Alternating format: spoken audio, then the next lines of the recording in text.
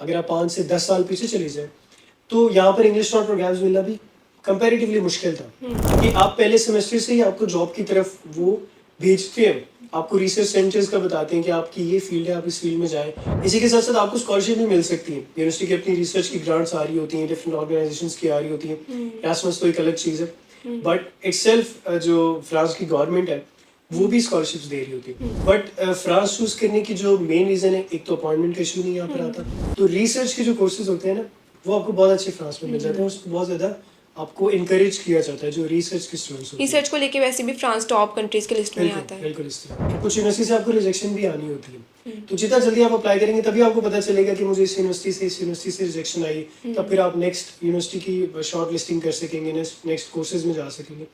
तो ये इस वजह से बहुत ज़्यादा इंपॉर्टेंट होता है टाइमली अप्लाई करना। कई हमारे जानने वाले ऐसे स्टूडेंट हैं जो कि ऑस्ट्रेलिया में स्टिल उनको PR का इशू है।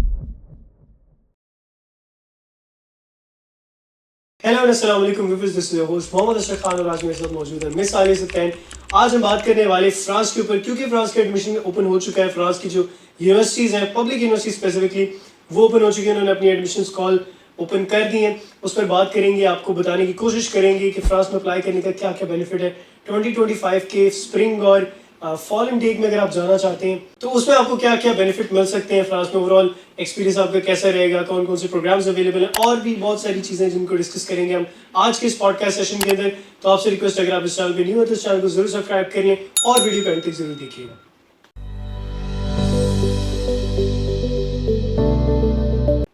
क्योंकि जैसा कि आप जानते हैं, फ्रांस एक यूरोपियन कंट्री शेंगन जोन का पार्ट है और यूरोपियन यूनियन का one of the most visible member भी नजर आता है। इसके अलावा अगर देखा जाए एजुकेशन वाइज तो one of the best universities यहाँ पर अवेलेबल है। टॉप 200 रैंकिंग के अंदर जितनी यूनिवर्सिटीज हैं फ्रांस में मोस्टली उनमें अवेलेबल है।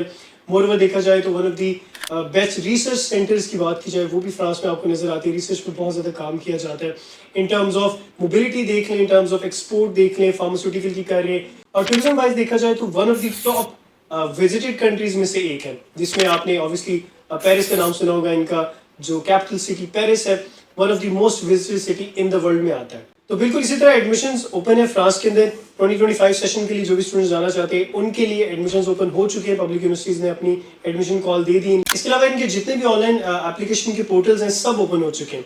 तो हमने कोशिश की कि आपको ये अपडेट दी जाए और इसके ऊपर ऑलरेडी हमने फर्स्ट कॉल की अपडेट बना दी थी। मजीद देखिए, हमने एक डिटेल वीडियो बनाना चाहते थे जिसमें आपको बेहतर बता सकें कि इन टर्म्स ऑफ बेनिफिट क्या क्या आपको मिलते हैं एजुकेशन वाइज, जॉब के रिलेटेड। मोरओवर फ्रांस की जो परफॉर्मेंस रही है फॉर पाकिस्तानी स्टूडेंट्स इन 2024 वो कैसी रही है। इसी के साथ साथ अगर आप स्टडी करना चाहते हैं तो आपने किन चीज़ों का ख्याल रखना, डॉक्यूमेंटेशन की थोड़ी बहुत बात करने की कोशिश करेंगे।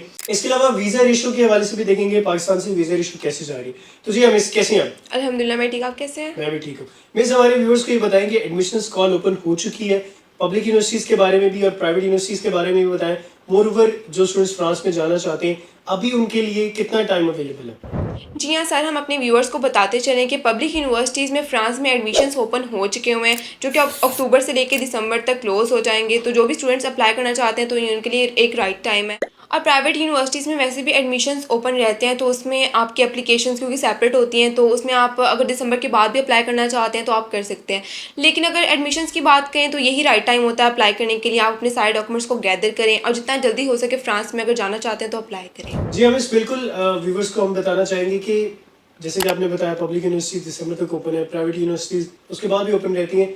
कुछ पब्लिक यूनिवर्सिटीज़ के कुछ कोर्सेज हो सकते हैं जो कि दिसंबर के बाद भी ओपन रहे, वो फिर उनकी सेपरेट एप्लीकेशंस में चला जाता है।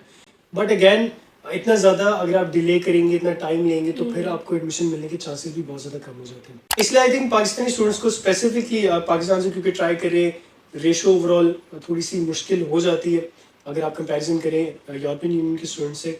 तो as international student, as a Pakistani student, आपको चाहिए टाइमली अप्लाई करना शुरू कर दें ताकि राइट टाइम के ऊपर जब इतना ज़्यादा कंपटीशन स्टार्टिंग में नहीं है तो आपको आपके एडमिशन का एक्सेप्टेंस मिल सके।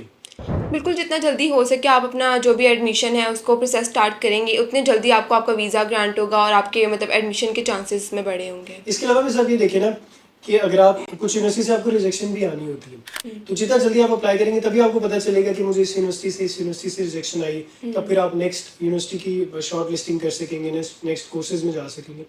तो ये इस वजह से बहुत ज़्यादा इंपॉर्टेंट होता है टाइमली अप्लाई करना। तो इसके अलावा मैं हमारे व्यूअर्स को ये भी बताएं कि फ्रांस के अंदर यूनिवर्सिटीज़ उनको किस टाइप की मिल जाती हैं, क्या हाईली रैंक यूनिवर्सिटीज़ अवेलेबल हैं और वो कौन कौन सी हैं?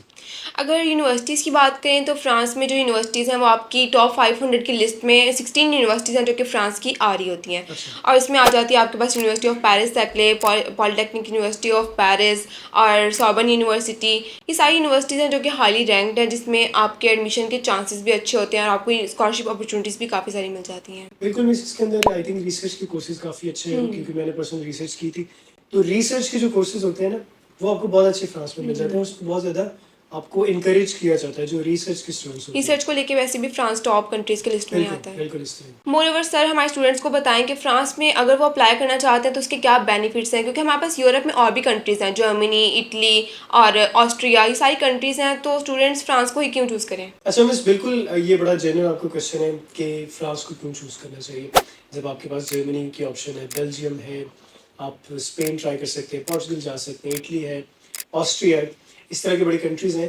बट फ्रांस चूज़ करने की जो मेन रीज़न है, एक तो अपॉइंटमेंट का इशू नहीं यहाँ पर आता, दूसरा ये कि अगर आप मास्टर्स के स्टूडेंट हैं और पब्लिक यूनिवर्सिटी को टारगेट कर रहे हैं तो आपकी फ़ीस कंपैरेटिवली बहुत लो है, ठीक है। जर्मनी से भी आपकी फ़ीस तकरीबन लो है।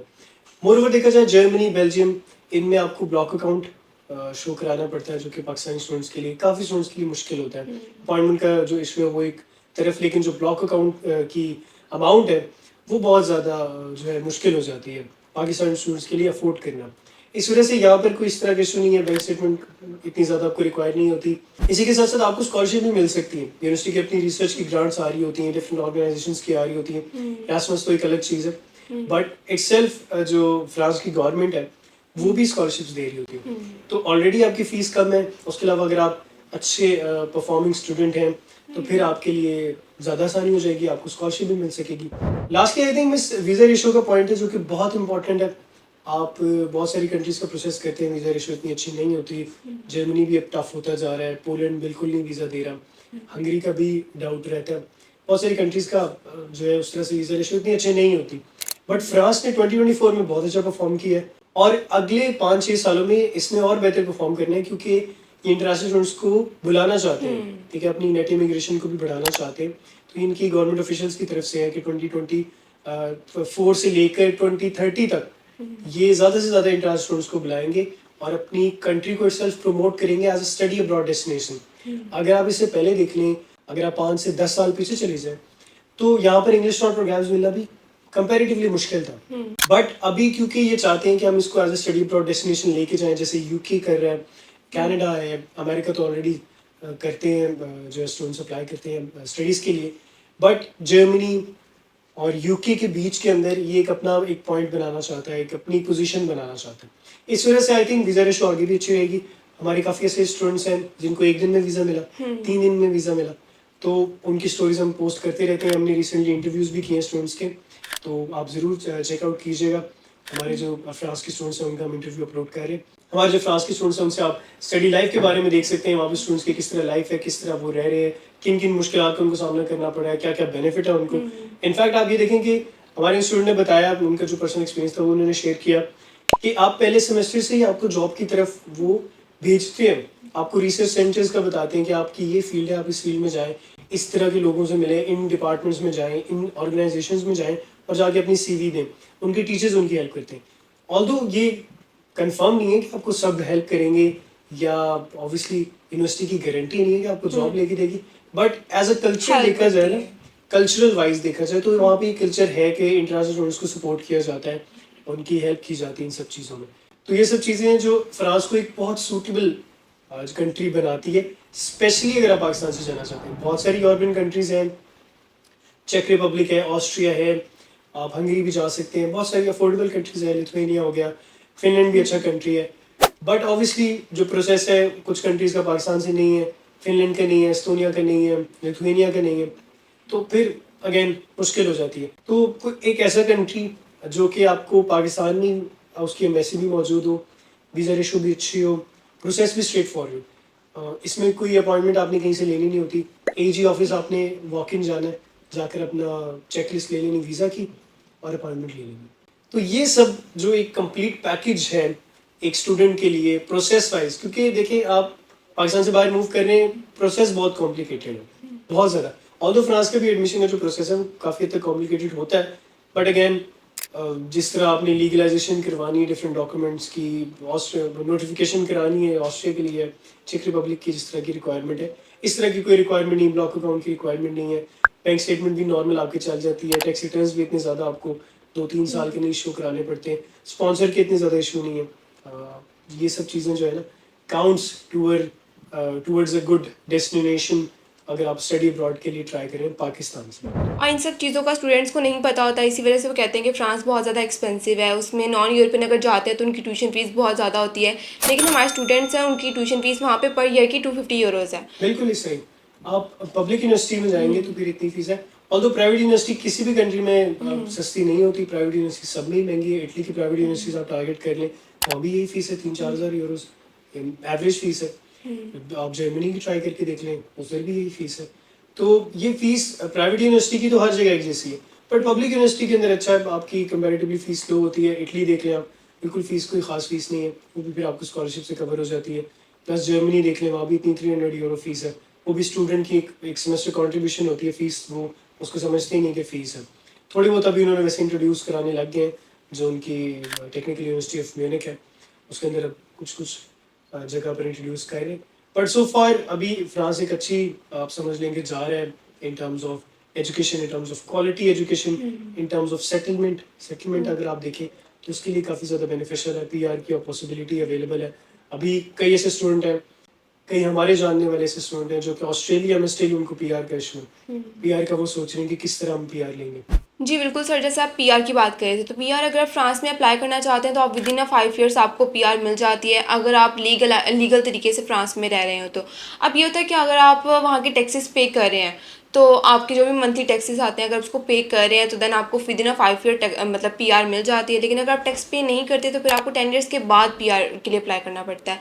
तो ये थोड़ा सा चेक करना पड़ता है स्टूडेंट्स को कि ऑब्वियसली आप PR लेना चाहते हैं, सिटीजनशिप लेना चाहते हैं, तो गवर्नमेंट किसी भी इस तरह के इंसान को नहीं देगी जो उनके पहले ही टैक्स नहीं पे कर रहा है और टैक्स चोरी कर रहा है और इलीगल तरीके से वो रह रहा है, तो वो तो फिर ऑब्वियसली मुश्किल होगा। बट क्योंकि स्टूडेंट लीगल वे से जा रहे होते हैं और एक पॉजिटिव वे से अपना करियर बना रहे होते हैं तो उनके लिए ईजी हो जाता है। और इसके अलावा अगर हम स्टूडेंट्स के लिए जॉब अपॉर्चुनिटीज़ की बात करें तो आपको काफ़ी ज़्यादा जॉब अपॉर्चुनिटीज़ मिल जाती हैं। आप इंजीनियरिंग में जा सकते हैं, IT के सेक्टर में जा सकते हैं, इसके अलावा मैनेजमेंट में जा सकते हैं, कोऑर्डिनेशन। इसमें जो आपकी एवरेज सैलरीज़ हैं वो 20,000 यूरोज़ से स्टार्ट हो रही होती हैं, जो कि 1 लाख यूरोज़ तक रेंज कर सकती हैं। और इसमें लैंग्वेज की बहुत ज़्यादा इंपॉर्टेंस है। अगर आपको फ्रेंच लैंग्वेज आती है तो वो आपके लिए बहुत ज़्यादा बेनिफिशियल हो सकती है, क्योंकि अगर आप फ्रेंच कंपनीज़ में अप्लाई करते हैं तो वहाँ पर आपको लैंग्वेज की रिक्वायरमेंट होती है, आपको फ्रेंच आती है, दैन ही आपको वहाँ पर जॉब अपॉर्चुनिटीज़ मिलती हैं। इवन तो आप वहाँ पर स्टडी भी कर रहे हैं, आपके लोगों के साथ इंटरेक्शन होती है तो उसमें भी आपको लैंग्वेज की रिक्वायरमेंट आती है।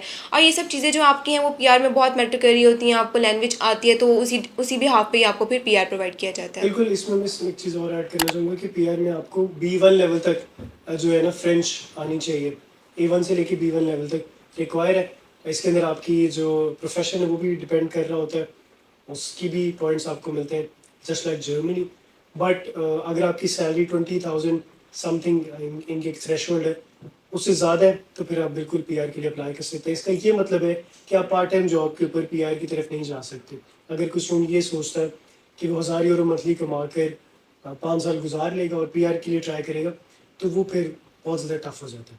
अगेन व्यूअर्स को मैं रिमाइंडर देना चाहूँगा कि फ्रांस में एडमिशन ओपन हो चुके हैं, आप अप्लाई कर सकते हैं। अगर आपका गैप है स्टडी के अंदर उसको राइटली जस्टिफाई कर सकते हैं तो बिल्कुल आप वेट मत करें, बिल्कुल आप घबराएं नहीं कि अगर गैप ज़्यादा है तो मैं पता नहीं मुझे एडमिशन मिलेगा नहीं मिलेगा, आप जरूर ट्राई करें। मोreover अगर आप विदाउट आइल्स जाना चाहते हैं, आप इंग्लिश का एग्जाम नहीं दे सकते, स्टिल आपके लिए ऑप्शंस अवेलेबल। आप हमारी टीम से कांटेक्ट जरूर करें हमारे दिए गए नंबर्स के ऊपर। आपको फ्री ऑफ कॉस्ट असेसमेंट जो है हम प्रोवाइड करेंगे।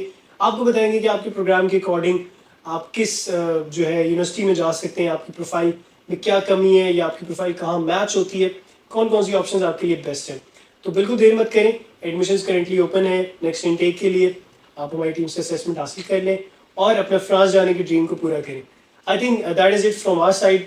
होपफुली आपको मिलेंगे नेक्स्ट वीडियो के अंदर नेक्स्ट किसी इंपॉर्टेंट अपडेट के साथ, नेक्स्ट किसी और डिफरेंट टॉपिक के साथ। तब तक के लिए अपना ख्याल रखें और हमें दे इजाज़त। शुक्रिया, अल्लाह हाफिज़।